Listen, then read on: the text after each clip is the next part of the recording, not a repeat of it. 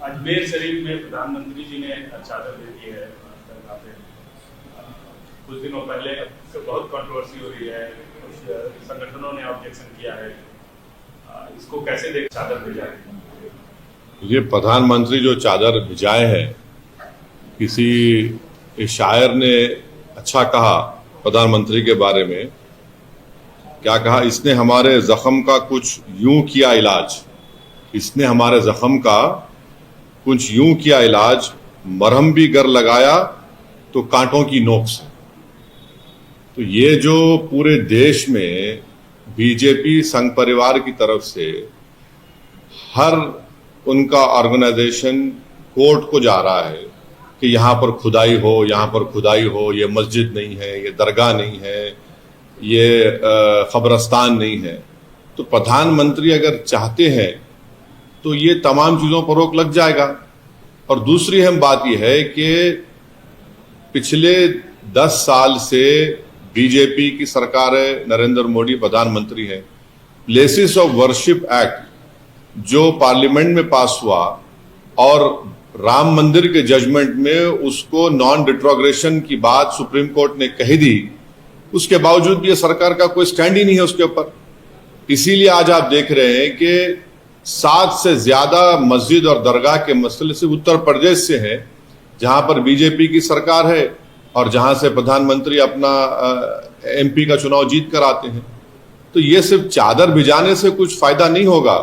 चादर तो हर कोई भिजाता रहेगा, मगर उस चादर को भिजाने के पीछे जो पैगाम एक सरकार देती है वो ये देती है कि हम सिर्फ चादर नहीं भिजा रहे हैं, हम उस समुदाय को, उस देश की जनता को जो इन तमाम चीजों पर आस्था रखती है, दरगाह मस्जिद में, उसको हम दरगाह और मस्जिद मानते हैं। आप चादर तो भिजा रहे हैं, मगर आप ही के चाहने वाले कोर्ट को जा रहे हैं कि ख्वाजा अजमेरी की दरगाह दरगाह नहीं है, मसाजिद मसाजिद नहीं है। तो ये इस चीज को ये रोकने की जरूरत है और असली काम जो सरकार को करना है वो रोके, इन तमाम चीजों को रोक लगाए कि क्या ये क्यों कर रहे हैं लोग सब जाकर तमाशा। ये सर, आपने ऐलान कर दिया है कि दिल्ली चुनाव में आप एक्टिवली पार्टिसिपेट करेंगे। कल प्रधानमंत्री ने दिल्ली की जनता को कई सौगात दिए और साथ में जो मौजूदा सरकार है उसको उस पर कई तोहमतें उन्होंने लगाई और जो सौगात दिए, घरों के चाबी भी बांटे गए, उसमें हमने देखा कि अल्पसंख्यक समुदाय के लोगों को भी दिया। सबका साथ सबका विकास तो कहीं न कहीं उनके उस जेस्चर में दिखा। देखिए, मैं एक नहीं 2 से ज्यादा आरटीआई एप्लीकेशन डाला हूं जिसमें हम सरकार से इस बात का डिमांड कर रहे हैं कि आपने अर्बन एरियाज में और अर्बन एरियाज से हटकर जो घर दे रहे हैं बनाकर, प्रधानमंत्री आवास योजना जो भी हो, उसका डेटा हमको दीजिए। बताइए आप कितने मुसलमानों को दे रहे हैं? देते ही नहीं है, बताते नहीं है। भाई क्या शेयर है उसमें जो आप गवर्नमेंट की स्कीम जो है इसमें मुसलमानों का क्या शेयर है? बताइए। अल्पसंख्यक समाज का, खास तौर से मुसलमानों का देते नहीं है। अब ये दिखाने को खड़ा कर देते हैं, थोड़ा वो देते हैं, मगर असल शेयर क्या है उनका वो नहीं बताना चाहते हैं। अब चुनाव है तो इसीलिए सब करना पड़ रहा है, मगर याद रखिए कि चाहे ये मौजूदा केजरीवाल की ड्रामेबाज सरकार हो या प्रधानमंत्री की कम्युनल सरकार हो, इससे ये बात मालूम हो रही है कि अगर 1 नेशन 1 इलेक्शन होगा तो फिर ये सब चीजें नहीं मिलेगी। अब पार्लियामेंट का चुनाव हुआ 6 महीने पहले, अब दोबारा चुनाव हो रहा है तो हर सरकार अपना अपना अनाउंसमेंट कर रही है। इससे देश को समझना है कि देश के जनता और उसके वोटर का फायदा करने के लिए ये सब अनाउंसमेंट्स हो रहे हैं। गो इसका इकोनॉमिक इंपैक्ट जो होगा वो अलग बात है। तो इससे बात साबित हो रही है कि 1 नेशन 1 इलेक्शन देश के वोटर के हित में भी नहीं है, संविधान के खिलाफ भी है। कितने सीटों में आप दिल्ली इलेक्शंस में कंटेस्ट करेंगे? अभी वो फैसला हो रहा है, हमारे दिल्ली अध्यक्ष उस बात का तय करके आपको बताएंगे। मगर जरूर हम चुनाव लड़ रहे हैं और अच्छी तरीके से लड़ने की हमारी पूरी कोशिश होगी। सर, और एक इशू है, गवर्नमेंट ने प्रोटेस्ट लॉन्च किया है, new China country, they are saying that they are already in Ladakh. The government has launched a strong protest with China over the recent creation of 2 countries, and they are saying that they are already. ये क्या language है मोदी सरकार की? हम strong protest launch कर रहे हैं। फिर आप उनको बोल रहे हैं कि आके भारत में इन्वेस्टमेंट करो, फिर आप चाइना से कह रहे हैं कि ठीक है हमारा जो इंपोर्ट इम्बैलेंस है चाइना से कंटिन्यू होता रहेगा। एक पॉलिसी तो रखिए ना। और हमको ये भी नहीं बता पा रहे हैं सरकार कि वो जो 65 में से 25 पेट्रोलिंग पॉइंट पर हमारी फौज पेट्रोलिंग करती थी वो हम कर पाएंगे नहीं कर पाएंगे। और आप जो एग्रीमेंट चाइना से किए उसको ले जाकर यांग से अरुणाचल से मिला दिए। तो ये कोई चाइना की पॉलिसी नहीं है। मैं साफ तौर से कह रहा हूं ये सरकार चाइना से डरती है। आपको हम स्ट्रांग प्रोटेस्ट क्या प्रोटेस्ट है? हमारी जमीन पर वो लोग ये एक कंट्रीज बना रहे हैं और डैम बना रहे हैं। और डैम बनाएंगे तो नुकसान किसको होगा? माने बिलियंस ऑफ डॉलर्स क्या उस चाइना ने अनाउंस कर दिया। तो खुद बीजेपी वाले कह रहे नुकसान, तो नुकसान हो रहा तो क्या करेंगे? आप खाली जबानी बोलेंगे? आप सरकार में हैं, आप पावर में हैं, आप प्रधानमंत्री हैं, आपकी पार्टी है, आप इसको क्यों नहीं कर पाते हैं? रोक क्यों नहीं कर पाते इन चीजों को आप? मगर आपको चाइना से पैसा चाहिए इन्वेस्टमेंट के तौर पर। सर केजरीवाल ने टूरिस्ट हैं अलग अलग मजहबों के, उनको एक अमाउंट देने का एक तनख्वाह मुकर्रर किया कि ना देंगे सत्ता में आएंगे। क्या ये तुष्टीकरण की राजनीति नहीं है? और क्या एक सवाल में एक और चीज है, क्या आपके वहां पर एक्टिवली पार्टिसिपेट करने की वजह से ये चीजें हो रही है? नहीं, देखिए एक बात आपको हम बता रहे हैं, तुष्टीकरण का जो आप बात कर रहे हैं, दिल्ली में जितनी विधानसभाओं में जहां पर अल्पसंख्यक समाज खास तौर से मुसलमान रहते हैं, आप जाकर उन इलाकों को देख लीजिए। मीडिया से मैं रिक्वेस्ट को जाकर देखिए वहां पर क्या बुरा हाल करके रख दिए। दिल्ली का कचरा लाकर जहां पर अल्पसंख्यक समाज के मुसलमान रहते हैं वहां पर लाकर उसको फेंकते हैं। ये इनका जो बड़ा ड्रामा होता है केजरीवाल का कि हम क्लिनिक बनाए, स्कूल बनाए, कहां बनाया तुमने बताओ जहां पर अल्पसंख्यक समाज के मुसलमान रहते हैं? और तुम्हारा जो सरकार का जो परफॉर्मेंस है, डेवलपमेंट सब झूठा है, बकवास है। जाकर आप देखिए वहां पर जहां मुसलमान रहते हैं। चौथी बात यह है कि जो लोग जेलों में हैं उनके ताल्लुक से एक लफ्ज तो नहीं बोलते, जो उनके पार्टी के लोग भी हैं, भूल गए उन लोगों को। केजरीवाल को बेल हो गई, सिसोदिया को बेल हो गई, इनके तमाम नेताओं को बेल हो जाती है। और जब दिल्ली में जेनोसाइड हो रहा था, ठीक है लॉ एंड ऑर्डर इनके पास नहीं है, मगर आप क्या करते हैं? मुख्यमंत्रियों पर राजघाट पर जाके बढ़ी आते हैं आप। मरने वालों को एस ग्रेशिया का जो पैसा देते हैं उसमें भी आप कम्युनिज्म करते हैं। तो ये सब ड्रामेबाजी हो रही है। रियल डेवलपमेंट जहां होने का है, जहां पर दलित और मुसलमान रहते हैं, कुछ नजर नहीं आता हमको।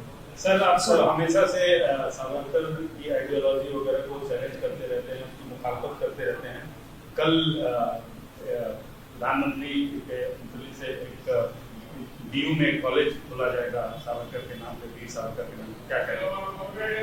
नहीं, हम प्रधानमंत्री से एक ही बात पूछना चाह रहे कि क्या उनकी सरकार कपूर कमीशन ऑफ इंक्वायरी की जो फाइंडिंग्स है, जिसमें चीफ जस्टिस कपूर साहब ने अपनी इंक्वायरी कमीशन रिपोर्ट में कहा कि सावरकर महात्मा गांधी के कत्ल के कॉन्स्पिरेसी में शामिल है, यह प्रधानमंत्री हमको बता दें। क्या वो इनकी सरकार उस Kapoor commission of inquiry report को मानती है, नहीं मानती है? और अगर महात्मा गांधी से आपको मोहब्बत है, जो हर गांधी जयंती के दिन प्रधानमंत्री और बीजेपी आरएसएस गांधी के फोटो के सामने फूल माला चढ़ाते हैं, राजघाट को जाते हैं, तो फिर ये गांधी से कैसी मोहब्बत कि कपूर कमीशन ऑफ इंक्वायरी कहता है कि ये कॉन्स्पिरेसी में शामिल थे? वो बताते प्रधानमंत्री। भाई आपको मुगल नाम से नफरत है, ठीक है, हम समझ सकते हैं आपको एलर्जी है उससे, मगर ये तो बता दीजिए कि गांधी से मोहब्बत है और गांधी के कॉन्स्पिरेसी में जिसका रोल रहा आप उनसे ही मोहब्बत करते हैं। ये कैसी मोहब्बत है? ये तो डबल टाइमिंग कर रहे हैं मोहब्बत में आप। सर लग रहा है कि दिल्ली के चुनाव में हिंदुत्व की होड़ हो गई है आम आदमी पार्टी और बीजेपी में। दोनों हिंदुत्व पे हैं, दोनों में फर्क क्या है? कोई फर्क नहीं है दोनों में। दोनों आइडियोलॉजिकली एक ही है। दोनों की पैदाइश, इनको पैदा करने वाली अम्मा का नाम है आरएसएस। एक को जनसंघ को पैदा किया उन्होंने, बाद में फिर वो 1980 में बीजेपी बनी। एक को उन्होंने 2012-13 में एक बड़ा इंस्टीट्यूट है, वहां पर लैब ग्रोन है ये हिंदुत्व, वहां पर पैदा किया इसको। सर, जो संभल वाले वायलेंस के मामले में उत्तर प्रदेश पुलिस ने खुलासा किया है कि जो गैंगस्टर इसमें इन्वॉल्व हो रहे हैं उनको डायरेक्शन सीधी तरह से दुबई से मिल रहा है, उसके ऊपर इन्वेस्टिगेशन। अरे गोलियां चल के 5 लोगों की मौत हो गई है, बच्चे हैं, छोटे बच्चे, उसमें सीने के ऊपर उनको गोलियां लगी है, को पीठ पे लगी है, और आप क्या कह रहे हैं? पूरा ओपनली आप एक समुदाय के खिलाफ आप जा रहे हैं। क्या ये जेब देता है वहां की एडमिनिस्ट्रेशन को कि आप एक ही समुदाय के खिलाफ जाए? आप इंसाफ करिए। इंसाफ का मतलब तो ये नहीं है कि आप उनको दबाए, उनको डराए। 80 से ज्यादा बच्चों को तो आप पकड़ चुके हैं, और एएसआई प्रोटेक्टेड मॉन्यूमेंट है संभल की मस्जिद, और उसके 5 फीट पर आप आउटपोस्ट बना रहे हैं। जरा तो शर्म आनी चाहिए कि तुमको एएसआई का जो कानून है 100 मीटर्स का, उसको पास हो लिहाज नहीं है। आप परमिशन लिए एएसआई से? बताइए। वक्फ बोर्ड का डॉक्यूमेंट है, सुन्नी वक्फ बोर्ड का डॉक्यूमेंट है, बोलते उसको फेक है। तो अगर फेक है तो सुन्नी वक्फ बोर्ड पे केस बुक करिए। चलिए, आप क्या कर रहे हैं लोग? एक तरफा जुल्म हो रहा है वहां पर संभल में पूरा। और संभल को नया वो जो 1980 और 90 में जो तमाशे हुए थे, उस तरह का माहौल पैदा करने की कोशिश की जा रही है संभल में। सर, दिल्ली के चुनाव के मद्देनजर आप पे भी आरोप लग रहा है कि आप चुन चुन के दंगों के आरोपियों को टिकट दे रहे हैं। एक बात सुनिए, इंदिरा गांधी के कत्ल के बाद जो सिखों पर जेनोसाइड हुआ और जितने एक्यूज थे उनको किस पार्टी ने टिकट दिया? किसने उनको मेंबर ऑफ पार्लियामेंट बनाया? और फिर दूसरा यह है कि मौजूदा जो रूलिंग पार्टी है, मुख्यमंत्री पर खुद केस है, उनके बड़े बड़े नेताओं पे केस है। अब बीजेपी की बात ले लीजिए, कितने बीजेपी के सांसद हैं जो पार्लियामेंट में हैं, उन पर केस नहीं है, सब दूध के धुले हुए हैं। किसने यूएपीए जिस पे लगा था उसको एमपी बनाया? मैं फिर से कह रहा हूं कि कभी अपने गिरेबान में झांक कर देख लीजिए। एक उंगली अगर हमारी तरफ आप उठा रहे हैं तो 4 उंगलियां, और ये फैक्ट्स आपको आईना दिखाएंगे। मतलब आप उनको टिकट दे रहे हैं? मैं टिकट देना नहीं देना मेरे पार्टी का काम है, और टिकट उन्हीं को दे सकते जो लीगली इलेक्शन लड़ सकते हैं। तो जो लीगल इलेक्शन लड़ सकते हैं, इलेक्शन लड़ेंगे।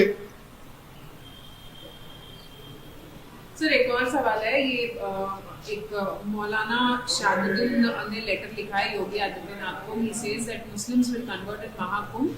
You have made a law and how will you stop it? Why does Maulana have objection to घर वापसी? कौन है नहीं मालूम भाई, ये कौन है मेरे को नहीं मालूम, मैं जानता ही नहीं उनको। वो क्या चाह रहे? वो कन्वर्जन करना चाह रहे अपना। Muslims will convert in Mahakumbh. नहीं, मौलाना अपने आप को कन्वर्ट करना चाह रहे तो मैं रोक नहीं सकता हूं। मैं रोक नहीं सकता हूं ना। Right to choice fundamental right है। अब मौलाना कूदना चाह रहे तो वो कूद सकते हैं, हमको क्या करना है उससे?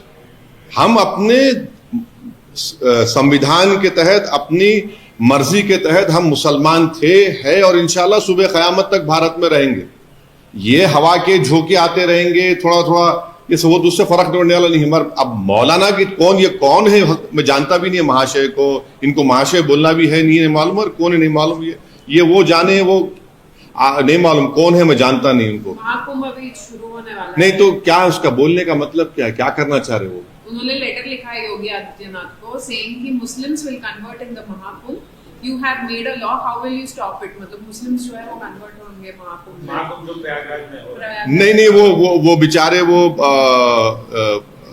अब नहीं मालूम कितना उनका आईक्यू है, मगर आप अगर हिंदू धर्म को छोड़ रहे हैं तब आपको परमिशन लेना है,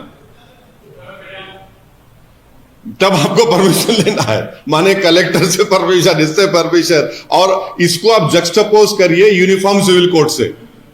यूनिफॉर्म कहां रहेगा फिर? आप बताइए कि यूनिफॉर्म सिविल कोड आप लाएंगे और फिर आप ये कानून भी रखेंगे, फिर आप लव जिहाद की भी बात करेंगे, तो क्या होगा बताइए? मजाक है और कुछ नहीं है ये।